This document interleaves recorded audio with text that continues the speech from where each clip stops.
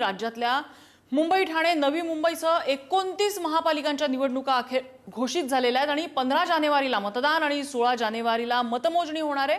आज प्रसन्न राज्य निवडणूक आयोगाची पत्रकार परिषद झाली, त्यामध्ये त्यांनी मोठी घोषणा केली आहे। पत्रकार परिषद घेऊन राज्य निवडणूक आयोगाने महापालिका निवडणुकांचा कार्यक्रम जाहीर केला आहे। आजपासून 1 महिन्यांनी मतदान होणार आहे आणि दुसऱ्या दिवशी म्हणजे 16 तारखेला 16 जानेवारीला निकाल लागणार आहे।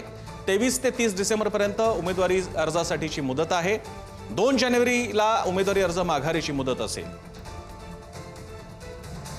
यानंतर 29 महापालिकांच्या हद्दीत आचारसंहिता आता लागू झाली आहे। नगरपंचायत आणि नगरपरिषदांच्या निवडणुकांचा अद्याप निकाल लागलेला नाही। तोवर आता पुढच्या महिनाभरात महापालिकांच्या निवडणुकांचा धुरळा सुरू होणार आहे। आणि या महापालिका निवडणुकांसाठी केवळ 1 महिना उरला आहे। अल्पावधीतच जागा वाटप ठरवण्याचं सगळ्याच पक्षांसमोर मोठं आव्हान आहे। अनेक ठिकाणी उमेदवारीसाठी प्रचंड स्पर्धा आहे। बहुतांश उमेदवारांना प्रचारासाठी फक्त 11 दिवस मिळणार आहे।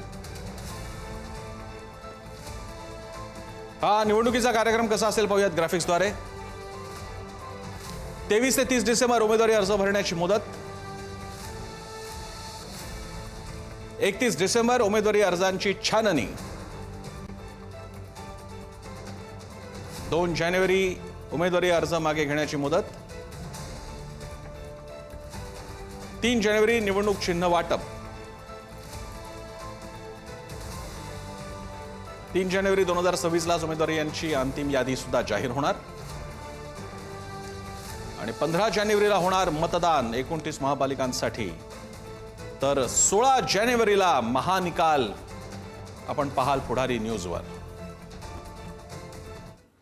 आणि राज्य निवडणूक आयोगाने आज महत्त्वाच्या घोषणाही केल्यात, त्यावर एक नजर टाकूया। 29 महापालिका आहेत। हो,